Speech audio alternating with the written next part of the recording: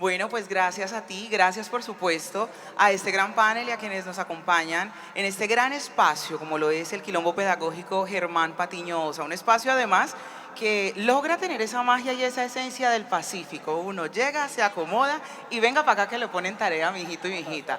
Así que qué bueno poder desarrollar esta conversación, porque además es una conversación que ocupa todos nuestros sentidos alrededor de lo que sucede en una plataforma informativa y de comunicación como lo es el Festival de Música del Pacífico Petronio Álvarez. Una plataforma que por supuesto pone de manifiesto aquello que debemos saber, que debemos contar y que queremos que el mundo sepa de las tradiciones, las ritualidades de los pueblos negros, afrodescendientes, raizales y palenqueros, pero que por supuesto también es una plataforma provocadora para que nos hagamos preguntas interesantes alrededor de si es lo único para contar sobre nosotros o cómo entonces debemos empezar a ser contados. Y yo quiero entonces empezar contigo, señor Sora, para que empecemos a hablar un poco de la importancia de que este sea un gran ejemplo, pero de que podamos ampliar los relatos que se dan sobre la gente negra, afrocolombiana, raizal y palenquera en nuestro país.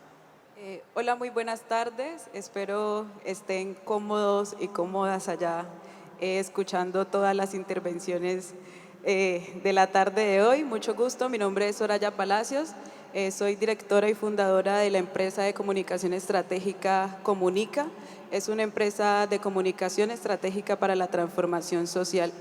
A propósito de la pregunta que haces, pues es supremamente importante habilitar o estimular la creación de espacios de diálogo, de debate, porque justamente más allá de la dimensión informativa de la comunicación, que es necesaria como para un contrapunteo narrativo, el diálogo es como una herramienta transversal para la transformación o para la desestabilización de estereotipos, imaginarios que recaen sobre las personas negras. Entonces, digamos que habilitar más espacios de conversación, de diálogo, pero también este componente diálogo-acción va a posibilitar que podamos como incomodar más, desestructurar el pensamiento que se instala en el inconsciente individual y colectivo de las personas negras. Entonces el Petronio pues es un espacio, definitivamente eso es un altavoz gigante para que esto suceda, pero entonces también como durante el año entre Petronio y Petronio podemos también hacer eso. Igual aquí también hay unos esfuerzos importantes que lideran, que lideran mis compañeros y compañeras panelistas, entonces creo que ahí vamos sumando esfuerzos para desestabilizar, creo que es la palabra, la lógica colonial de comunicar. Importante y empiezo a quedarme entonces con conceptos como incomodar y desestabilizar, porque justamente es eso lo que genera la transformación. Puede que sean conceptos que para mucha gente sean disruptivos, que los vean únicamente desde el concepto o desde la apreciación violenta que se les ha dado a el incomodar y el desestabilizar, pero solamente el sacar de foco algo empieza entonces a generar allí una disrupción que propone una nueva conversación. Y desde allí entonces, Andreisa, yo quiero preguntarte desde ese lugar de convocatoria del sector, pero además también de ser parte activa del sector y de ser además una de las primeras mujeres negras en llegar a los medios públicos del país a proponer conversación allí de temas que en su momento no eran tenidos en cuenta. ¿Cómo ha sido entonces también para ti abrir este camino y poder hacer esa zanja para que vayamos ahí? Tengo mucho problema con estas mujeres negras que lo meten a uno en estas preguntas.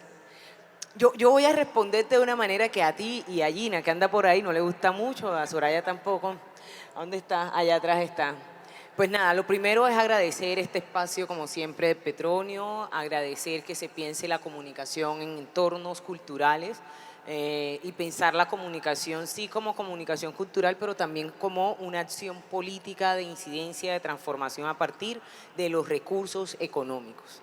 Entonces agradecer mucho al Petronio, a Manuel, a todas las personas organizadoras que han hecho posible y que hacen posible año a año un espacio como la agenda académica en un festival. Ayer decía en otro espacio que cada vez es más complejo sostener espacios académicos, de diálogo, de reflexión en entornos festivos, de ferias, fiestas y festivales, así que esto es un gran esfuerzo que destaco. Entonces, para responder lo que a ti, a muchas de ustedes no les gusta, para mí la ley de los primeros es la ley de la evidencia de las exclusiones, y no para mí. pues entonces, partiendo de que el hecho de haber sido la primera negra, en donde tú hoy estás allí en Radio Nacional de Colombia, estando en Bogotá, transmitiendo a nivel nacional y demás, hombre, pues sí, muy bacano, pero también muy triste que en 200 años esto no sucediera. ¿Qué ha significado? Tres elementos como fundamentales. Uno, el poder poner una conversación en torno a las narrativas, a la comunicación y al pensar negro más allá de la tradicional formas de entender la negritud, es decir, el baile, el canto, el arte y demás, sin que esto se excluya, ¿sí? Entonces, poder abrir ese panorama ha significado como este camino de los últimos 15 años laborales. Dos, por supuesto, ha significado también pensar la comunicación como el entorno donde todo sucede para nosotros los negros y para nosotras las negras y para nosotros los negros, les negras. ¿Por qué? Porque nosotros no podemos desvincular la comunicación de la cotidianidad. Ni mi acento ni el tuyo se pueden desvincular. Entonces, por el hecho de no tener un micrófono no quiere decir que no estemos narrándonos desde cómo somos cada una y cada uno y cada una de nosotros. Entonces, pensarnos desde esta forma, digamos, también política. Y un tercer elemento, entonces, viene a ser cómo ganamos dinero todas las personas que estamos dentro de este sector, creando contenidos, haciendo narrativas, pensando desde la academia, pensando desde videojuegos y desde muchos otros sectores, cómo esta cuestión se convierte en algo sostenible y no simplemente de... Esos creo que son como los tres elementos que he tenido de forma, digamos, continua en estos 15 años, no solo desde Andreísa, ¿sí? El andreicismo y el yoísmo sería pretencioso, esto ha sido un tema, un caminar colectivo. Y cierro pues diciendo que básicamente espacios como el Petronio, donde se piensa la comunicación y la cultura de forma conjunta, son transformadores porque además de hacer ejercicios pedagógicos, hacen un ejercicio de incidencia. El hecho de que aquí hayan personas escuchándonos que de pronto no están como muy conectadas con la cosa, pues también permite que el ejercicio sí pedagógico, pero también pueda transformar y a partir de la transformación hay incidencia en la mayoría de las veces. Me extendí. La transformación me parece siempre muy importante y aquí quiero incluir un elemento como un poco siendo el abogado del diablo. Yo amo este festival, me parece una gran plataforma, soy una profesional negra que ejerzo y que busco generar y proponer contenidos todo el tiempo desde aquí, pero hasta qué punto también hacer parte y tenerle tanto amor me lleva a romantizar un tema que puede estar generando exclusiones. Y lo digo justamente porque este es un material para que sea analizado por estudiantes de comunicación, Juli. Entonces, desde tu lugar de pensamiento, desde las propuestas que haces comunicativamente, que son disruptivas, que buscan todo el tiempo tener esa hilaridad y esa conexión con el territorio, pero por supuesto también resaltando aquellos talentos de la gente negra, pues entonces, ¿cómo ampliarnos, cómo expandirnos, qué proponernos, qué preguntarnos también? Que preguntarnos muchas cosas. Todos los días tenemos muchísimas cosas que preguntarnos. Buenas tardes a todos y todas. Un gusto saludarles. No se me escucha para nada, perdón. Es la emoción. Realmente no hablo así. Me quedé pensando mucho en la primera pregunta que hiciste sobre, bueno, estas otras formas de narrarnos y en el marco del Petronio Álvarez. Y ayer precisamente estaba en un evento conmemorativo del Día de los Pueblos Indígenas. Y una de las invitaciones en ese marco, y traigo esta conversación porque entre los pueblos indígenas y los pueblos afrodescendientes pues hay muchas conversaciones en temas de justicia racial y demás. Una de las conversaciones principales era de por qué no las conmemoraciones que son una fecha para recordar pues, nuestro aporte a la construcción de nación, nuestra historia y demás, no se enfocaban más en lo positivo y dejábamos lo negativo para otro día. Y yo traigo esa conversación como al Petronio, ¿no? Como hay tanta negatividad sobre la población afro en general, porque las cosas que lo pasan por el racismo estructural pues son tan terribles. entendería uno que se quisiera como, y entendía uno las voces de las personas que dicen, pues conservemos el Petronio Álvarez siendo así de festivo, tenemos que celebrarnos, hay muchísimo por celebrar, hay muchísimo por contar que es positivo, que es bonito. El cuestionamiento un poco con este dualismo, ¿no? De unos espacios para esto, otros espacios para lo otro, es porque desde la colonización, y aquí ya me voy a poner más denso, ¿no? La representación de las personas afrodescendientes ha estado muy ligada a ese binarismo, ¿no? O en las láminas, en estas pinturas que se hizo de el país por allá en 1800, en donde se dijo, ¿no? Y grandes expedicionistas que hoy son nuestros grandes próceres surcaron el país buscando cómo sería Colombia. En varias de esas descripciones que están en el Archivo General de la Nación, se da cuenta de cómo estos grandes próceres veían a los pueblos afrodescendientes del Chocó, de Nariño, como seres no humanos, seres salvajes, que no estaban convocados a participar en esto que llamamos nación. Una cosa que no ha cambiado mucho hoy en día tampoco, ¿no? Y que seguimos viendo en los medios de comunicación.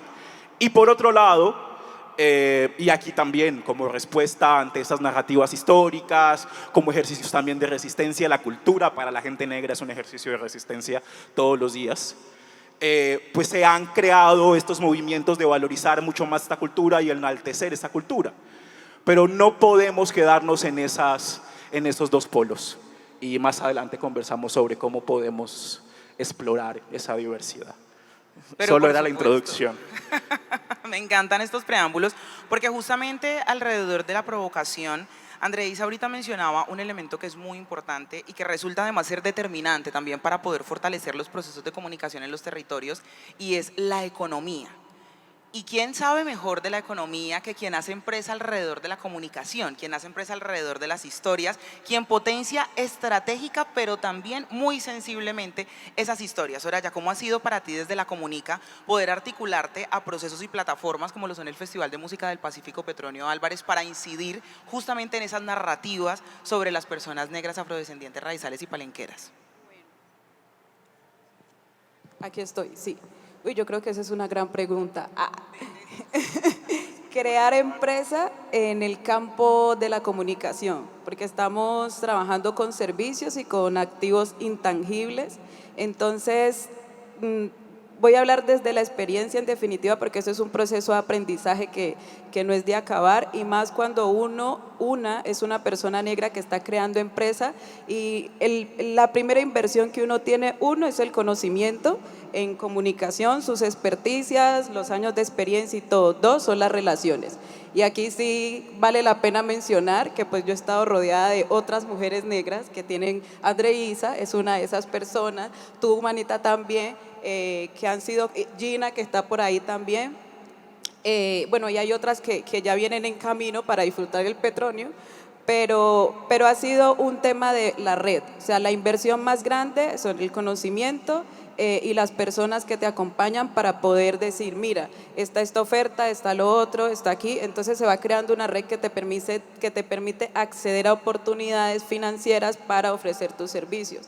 Pero ahí hay otro reto en el campo de la comunicación, y aquí quiero situar la conversación empresarial en lo comunicativo, y es la postura política que tenemos las personas negras que comunicamos, porque algunas no tenemos un fin comercial, entonces tenemos un fin de transformación social. Entonces, ¿cómo vendes eso y cómo encuentras una oportunidad en el mercado para que tu modelo de negocio, tu perspectiva empresarial, que tiene un propósito comercial y un propósito social, sea rentable y sostenible? Entonces, digamos que ahí la postura política se mantiene, los valores empresariales se mantienen, y es empresas que no estén interesadas en comunicar para la transformación social y para dignificar la vida de las personas en todas sus dimensiones, y las personas negras no pueden colaborar con Comunica, o Comunica no contrata con estas personas. Porque si no tienen narrativas que dignifiquen, no podemos ofrecer un servicio comunicativo. Y lo otro es que si estas empresas tienen esta postura del tokenismo, entonces es que nos utilizan y ahorita que está de moda la diversidad, equidad e inclusión, entonces estuvo, USAID se la llevó, ok. USAID se llevó el recurso de la diversidad, equidad e inclusión. Bueno, es que ya no es necesario para las empresas verse inclusivas, entonces, bueno, Ya no se ahorran impuestos. creo que Comunica puede desfallecer. Pero no. Hermana, usted estaba diciendo, la pregunta además desde lo económico, que cuestiona, tú eres muy optimista. Entonces, la pregunta que además cuestiona el tema de la rentabilidad, y ayer lo hablábamos en este espacio, además de influencers que de forma autónoma organizaron pues su espacio allí de diálogo, y cuando los que estamos de este lado vemos a un poco de influencers negros, creemos que están tapados de plata. Y ayer cuando se pone esta pregunta sobre la mesa, la preocupación era una cosa loca. Y traía un elemento a colación que yo, sin ser ni empresaria ni influencer, quiero simplemente dejar allí. Emprender, hacer negocios o hacer empresas siendo una persona negra, vas a tener 50.000 obstáculos más, desde la estructura, ya sea porque tu narrativa no es la que les interesa, cuando eres una persona que hace parte del sector, y entonces te lo van a querer medio blanquear y medio estilizar de forma, y eso pasa, pues ayer lo decían los influencers, y yo decía, yo que pensaba que los influencers eran las personas más felices del mundo de la negritud, pues no, y pasa por ese tema de entender que pese a intentarlo, también estas estructuras, digamos, de sesgos, de reproducción de estereotipos, se siguen manteniendo, aún más cuando se trata de empresas negras o de negocios negros, porque incluso decían, por ejemplo, ya me callo porque yo te quité la palabra, en el ajá, y decían incluso como, mira, es que nos hemos dado cuenta que en campañas, mientras a nosotros nos ofrecen 3 pesos, a un influencer o a un influencer blanco mestiza le ofrecen millones, ¿sí? Por lo mismo, por hacer lo mismo, pero incluso cuando los contenidos son sobre temáticas negras. Yo que estoy en este tema hace pocos años, a mí se me reventó la cabeza. O sea, creo que no, me acostumbré a ciertos espacios chéveres, bacanos, como este, que ya eso me pareció. Yo dije, bebé, ay no, yo que pensé que el racismo se había acabado. Señor Sora.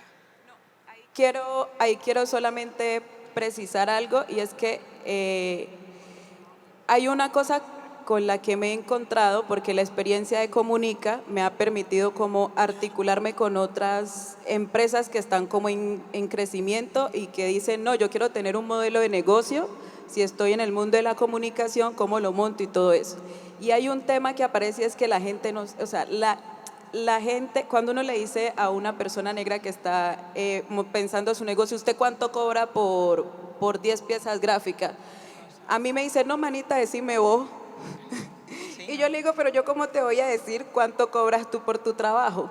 Y más si son piezas gráficas, videos, o diseñar una estrategia de comunicación, o evaluarla, o involucrarse en cualquiera de los momentos del proceso comunicativo de una organización o de un proyecto. Entonces, no sabemos cómo cobrar.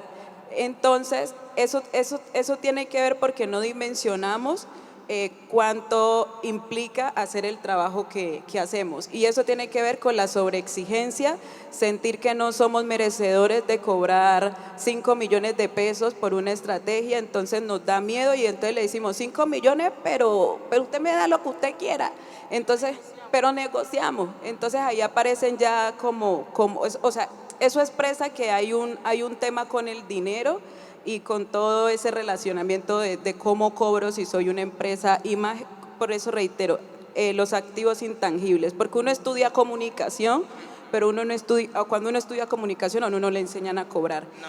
Y ya para cerrar, para no extenderme, que es que el tema realmente me apasiona, porque estoy en eso, es que la estructura capitalista, racista, no está pensada para que la gente negra construya riqueza.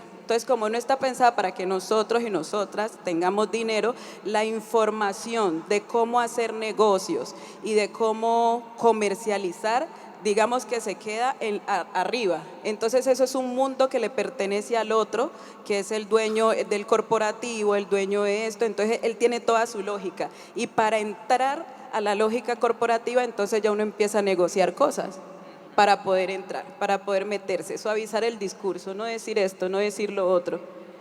Entonces, dejo allí para no apasionarme más.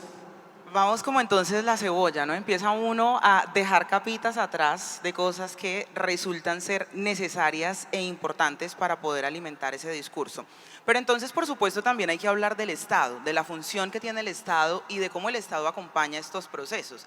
Que también, a pesar de que la ley de los primeros no es algo que te guste mucho, es una ley que nos persigue y que justamente que llegue el primero, la primera o el primero de nosotros a cualquier espacio, es como cuando uno va con el machete en el campo, manita. Usted va rozando y permite que otros puedan Oiga, pasar. Sara, ¿y usted Alguien ha tirado tiene que machete? hacer ese Manita, trabajo. ¿tú has tirado machete, mija? No, mana, pero yo he visto. Entonces, Yo sí yo decía. he tenido la fortuna de tener quienes tiren ese machete para mí y he podido pasar, he podido aplanar ahí y trato de que sea un trabajo para que otros, otras y otros puedan venir.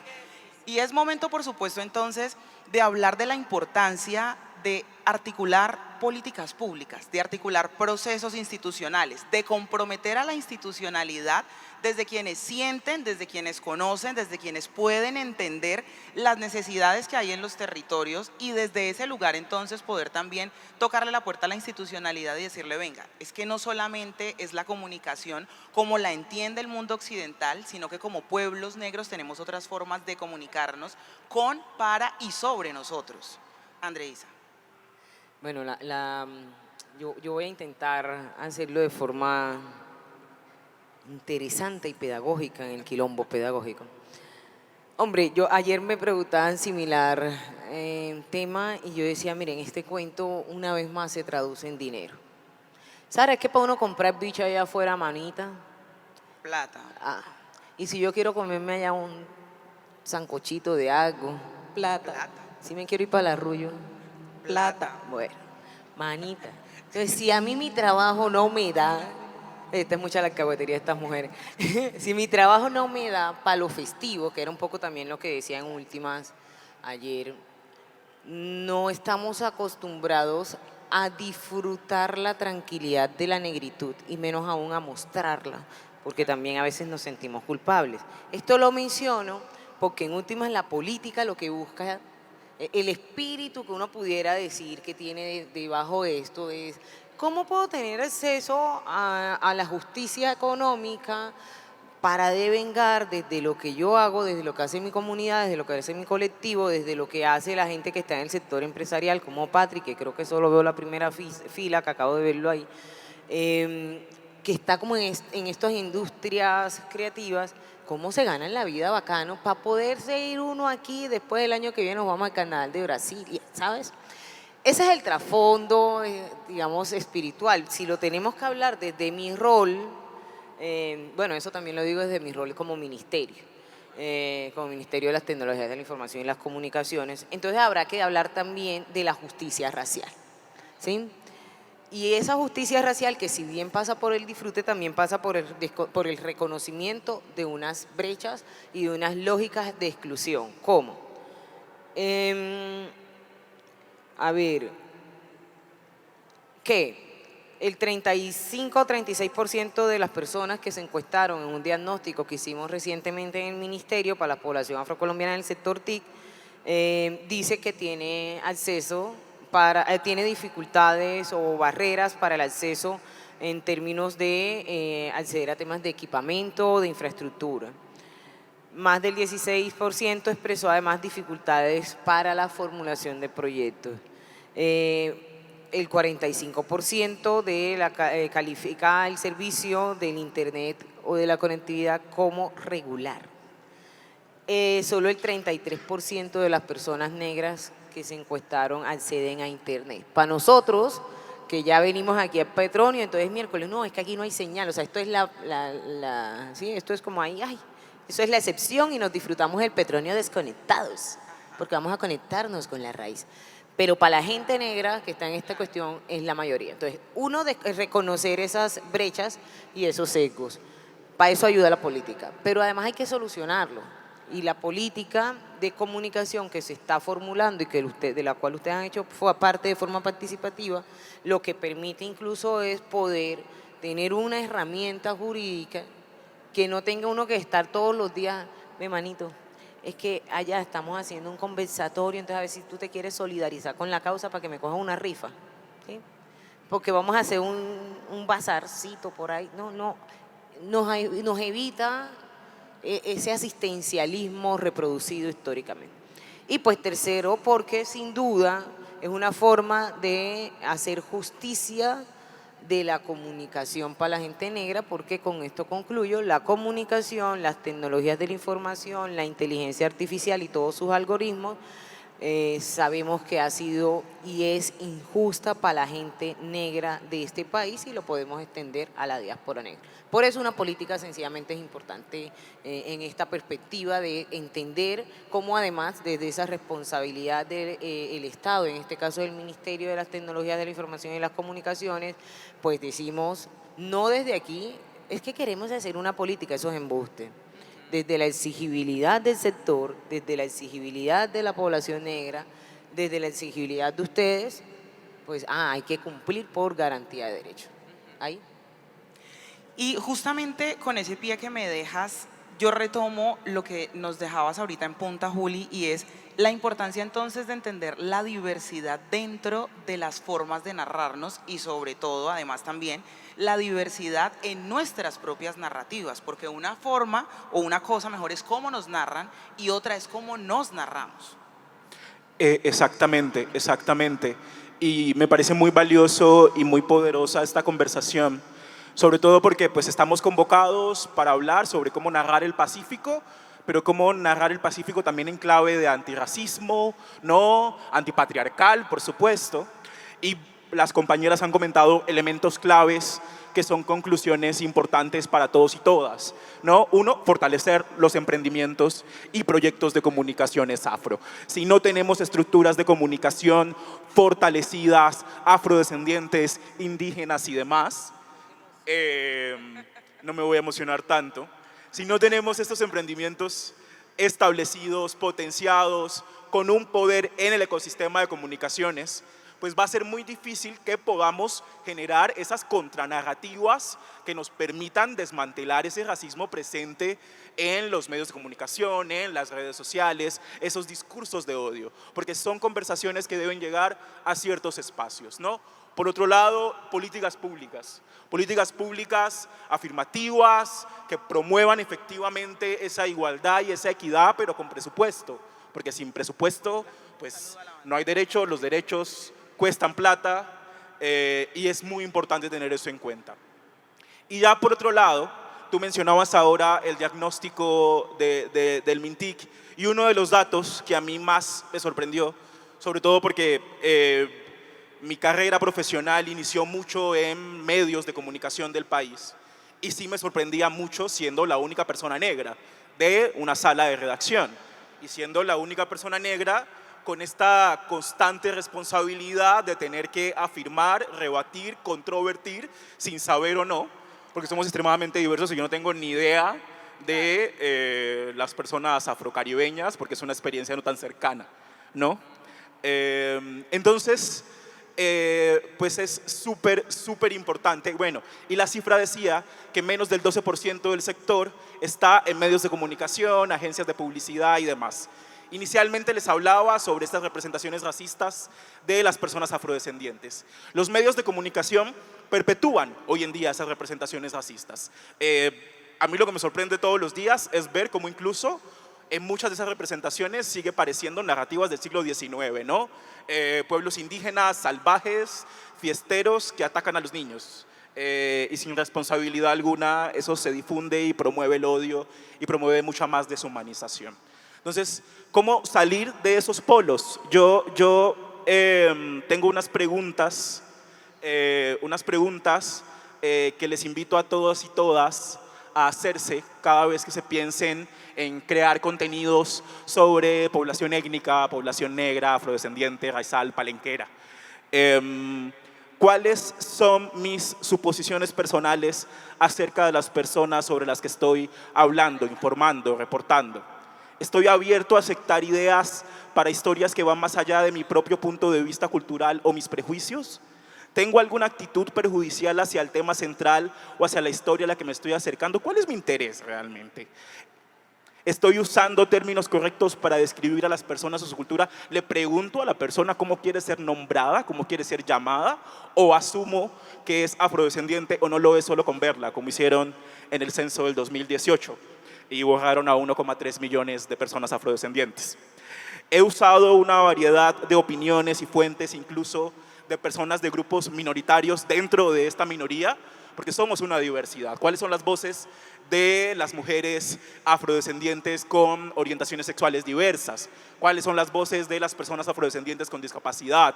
¿Qué dicen los distintos profesionales de distintas áreas afrodescendientes sobre diversos temas? Aquí hay 4 personas que pueden ser fuentes en temas de comunicación con opiniones muy diversas al respecto. O bueno, muy congruentes también, ¿no? Compaginamos en muchas cosas. Hay un discurso dominante, cuestionado. Me he asegurado de que mi trabajo no refleje estereotipos. Soy sensible a las necesidades de las personas que estoy narrando. He considerado el impacto de mi historia o de las imágenes que voy a utilizar. Siempre que se habla de personas afrodescendientes se usan imágenes, ¿no?, extremadamente pobres, desnudos, descalzos, o con turbantes en trajes folclóricos, como, es decir, las personas afrodescendientes vivimos y tenemos una cotidianidad que se aleja muchas veces de ese fetiche, ¿no? Y eso por ahora. Yo le sumo. Sume. No, voy a sumar preguntas aquí. Ya que él propone, Sume, por supuesto. vengo al Petronio a tomarme una foto con una persona negra porque creo que hace parte de un museo cuyo museo es el Petronio. Vengo al Petronio a tocarle el pelo a una persona negra sin su consentimiento porque creo que algo o alguien de mi blanquitud me da la posibilidad de tocarle el pelo a esa persona. Es que tú eres más amable que yo con tus preguntas. Pero solo lo dejo ahí, como porque estamos en un escenario en donde en últimas pensar la cultura en relación con la comunicación también nos da un compromiso a nosotros y yo soy cada vez de las que creo que no tengo muchas ganas de hacer pedagogía, pero a veces, ajá. Pero mire que a mí no me parece que necesariamente Juli sea más amable ni usted sea menos amable, simplemente que me parece que es momento de dejar de utilizar eufemismos y llamar las cosas justamente por su nombre, porque espacios como este, como el Quilombo Pedagógico Germán Patiño Osa, nos permite poner de manifiesto estas conversaciones en los cuerpos de las personas que hoy están trabajando por la comunicación, que de una u otra manera somos referente para quienes están formándose en comunicación, pero que hemos tenido también referentes de quienes han tenido que trabajar en comunicación y muchas veces han tenido que tragarse muchas cosas porque no era el momento para la conversación. La pandemia nos enseñó que si hay algo incómodo, pues lo mejor es tratarlo y tratarlo de la mejor manera y es ponerlo de manifiesto, poder someterlo a las opiniones diversas, porque es que allí es donde uno logra encontrar las perspectivas justamente para ampliar esa conversación. Y esto es una invitación, es una provocación. Maravillosas esas preguntas, Juli, yo creo que deberían hacer parte del acervo de quienes estamos en el ejercicio, de quienes están en formación, pero también yo creo, a través de escucharlos a ustedes, que lo que pasa es que nosotros elegimos esta profesión, este oficio, esta vida y esta pasión y la desarrollamos todos los días, pero es también una tarea de pensar en mi ser autónomo, en mi acción comunicativa diaria, ¿qué reproduzco en el símbolo, yo? Exacto. En el símbolo, en esto, bueno, tú eres experto en eso. No, y que nosotros aquí, por muy eruditos que somos, por supuesto, fuimos también formados, como todas y todas las que estamos aquí presentes, bajo una estructura racial, ¿no?, que inferioriza a las personas por su tono de piel, y fuimos educados en una sociedad que piensa así. Entonces, y a mí me ha pasado, y por más que intente deconstruir, pues puede que a veces me pase, que me veo reproduciendo estereotipos o no peleando lo suficiente para que no se reproduzcan. Uno se agota. Exactamente.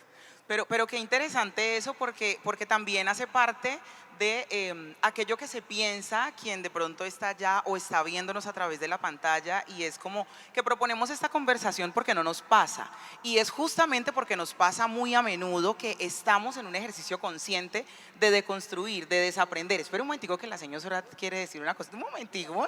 Yo me quisiera poner también un poquito densa con algo y es que creo que justamente tener estos espacios de diálogo alrededor de la comunicación nos van permitiendo, voy a utilizar la palabra desenmarañar más Qué palabrón.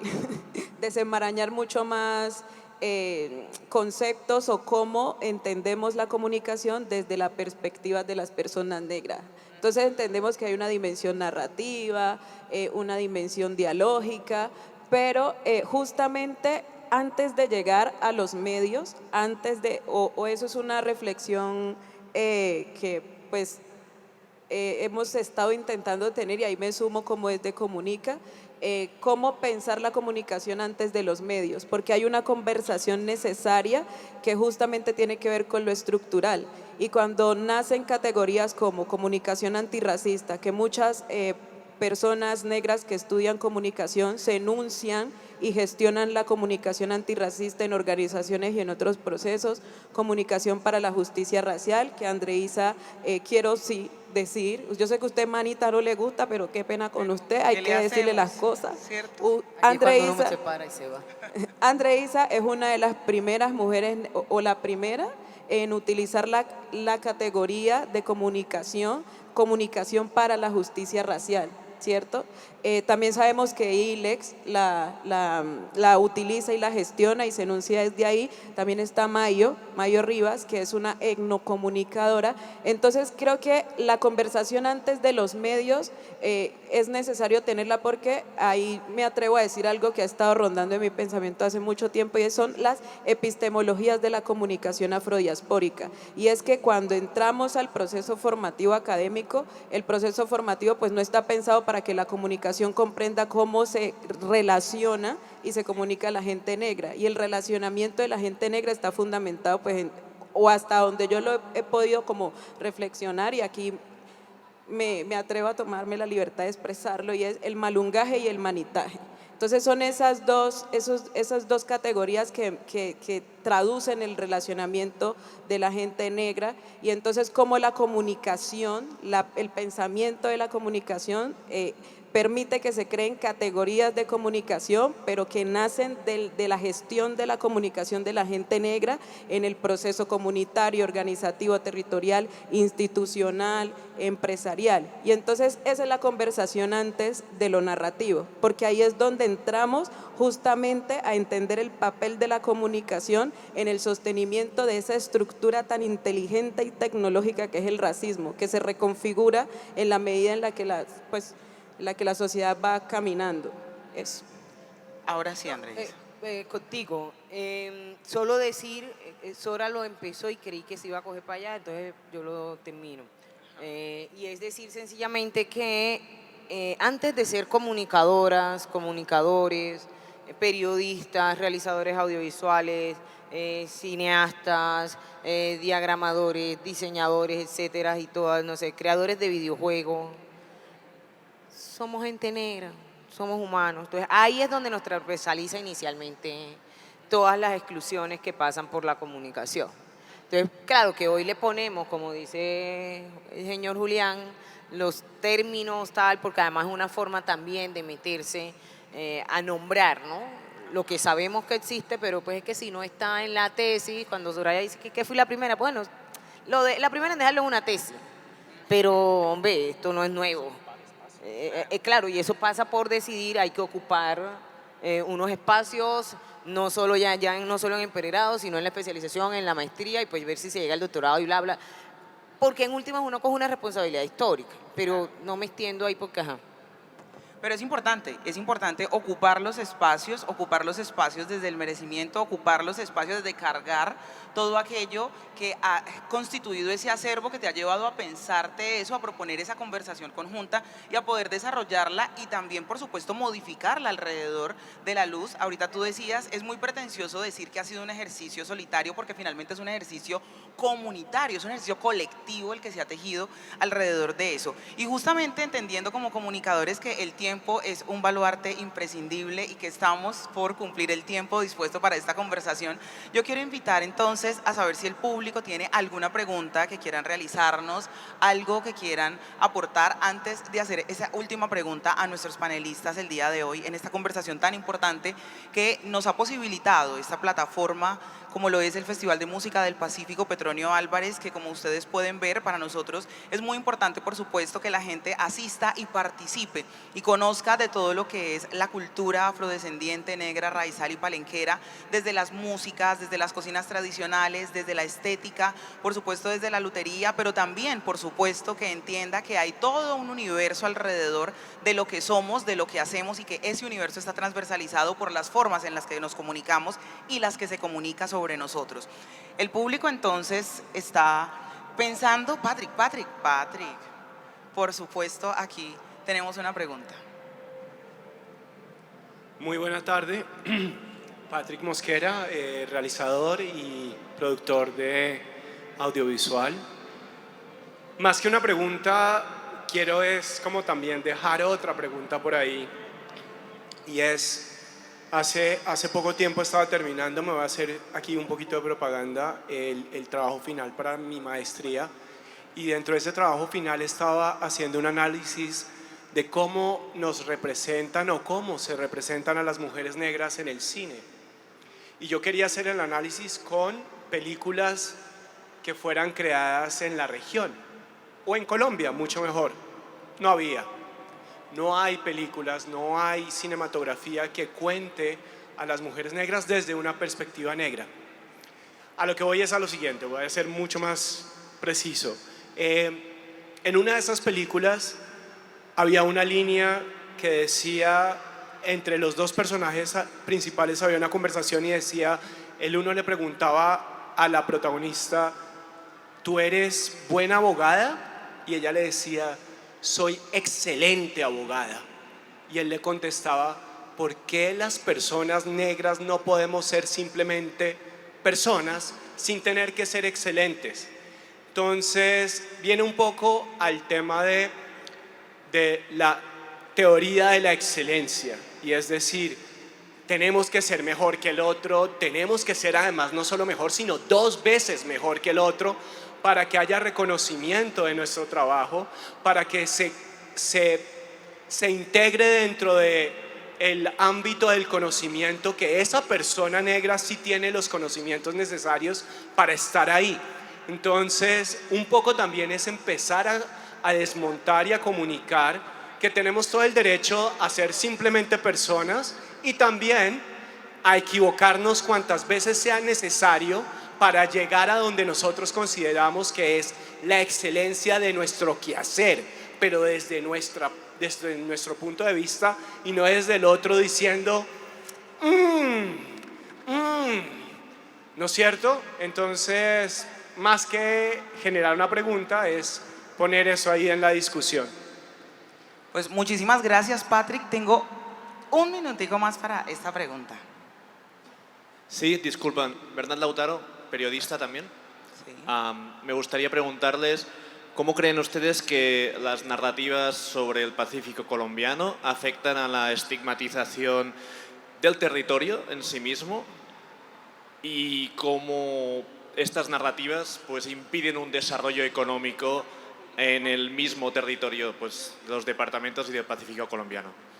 Gracias por tu pregunta. Listo, empezamos de Juli. Rápidamente, sobre la pregunta del compañero, porque también hay mucha carga familiar, ¿no? Pero es también una deshumanización, ¿no? Creer en esta teoría de que tenemos que ser los mejores de los mejores, pues es una deshumanización, nos quita una idea de propósito de eso, simplemente ser un ser humano. Y en cuanto a la estigmatización, no solo es que los medios de comunicación siguen centrando sus narrativas sobre los territorios del Pacífico, que por supuesto estructuralmente son territorios extremadamente vulnerables. No es solo que sigan reproduciendo esa narrativa o que sigan centrando las narrativas sobre población afropacífico en criminalización, violencia, bueno, y el otro lado es la folclorización, ¿no? Ahí hay un problema de que se deshumaniza, primero, se da a entender que solo somos eso, y por supuesto eso vulnera nuestro acceso a derechos de una manera integral, como debería ser. Y por otro lado, lo que hemos encontrado es que además de que se siguen repitiendo estos marcos narrativos sobre la población afropacífico, quienes hablan en estas noticias o en estos reportajes no son las personas afros del Pacífico, ¿no? Es usualmente el obispo del municipio o la figura clerical del municipio, que es una representación del Estado en los territorios del Pacífico muy colonial. O encontramos que ni las organizaciones étnicas tienen una vocería principal y que tampoco hay una vocería de esa diversidad dentro del Pacífico. El reto para el periodismo es hacerse muchas más preguntas. Entendemos estructuralmente, pues las redacciones no se van a llenar de esa diversidad que queremos, pero es una responsabilidad ética hacernos muchas más preguntas. Yo hice unas provocaciones iniciales, pero es tarea de todos y todas encargarnos de eso.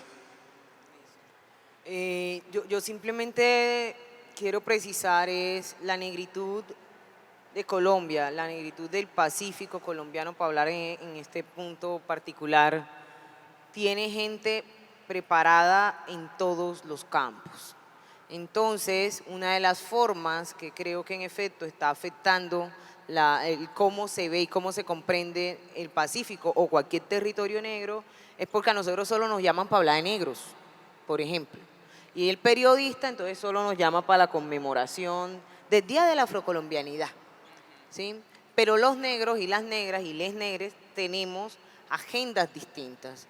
Entonces este es un man que puede hablar de política, yo soy politóloga, tú tienes no solo la visión de posibilidad de hablar de la negritud, sino es del sistema de radios, ¿sí?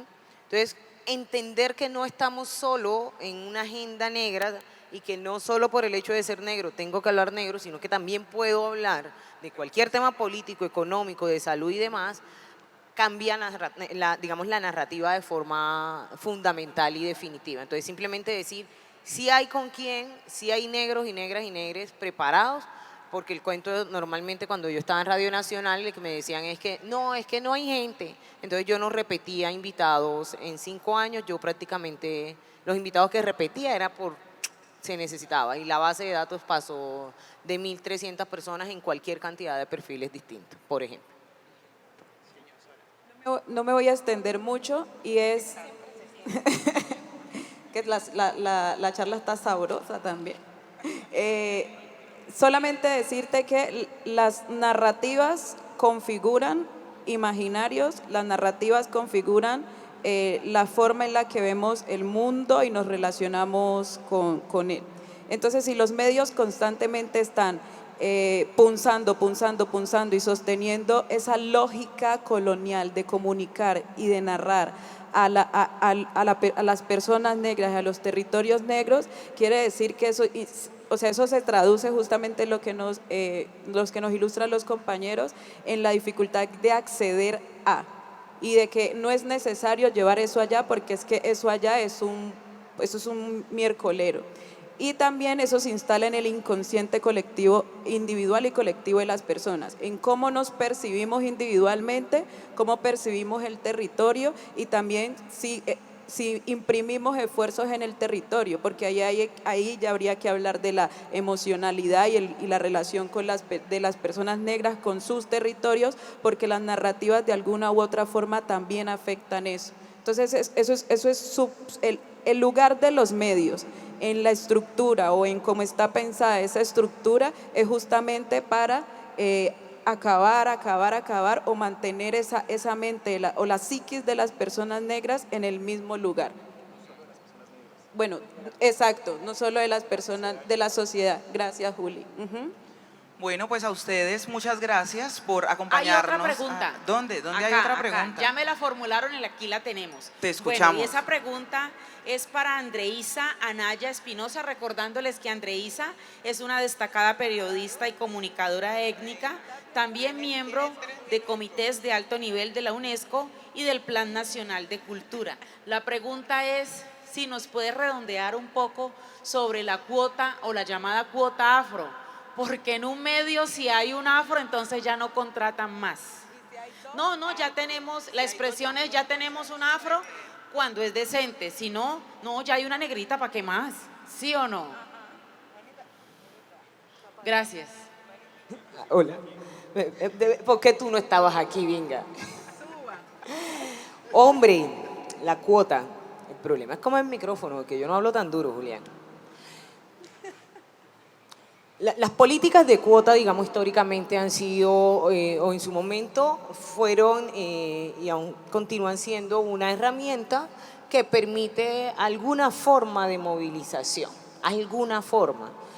Pero somos una sociedad tan absurdamente corrupta, corrompida, sinvergüenza. Este lo pone en términos chéveres, desigual, inequitativa. Que entonces lo que sucede con las leyes de cuotas es que nadie se va nunca por el techo, sino que se van por el piso. Y como con eso no tienen que pagar ningún impuesto, nadie los va a meter presos ni van a ponerlo públicamente, entonces, en efecto, lo que mencionaba Sara, cuando yo llego a Radio Nacional, 2012, 2013, entonces yo era la negra.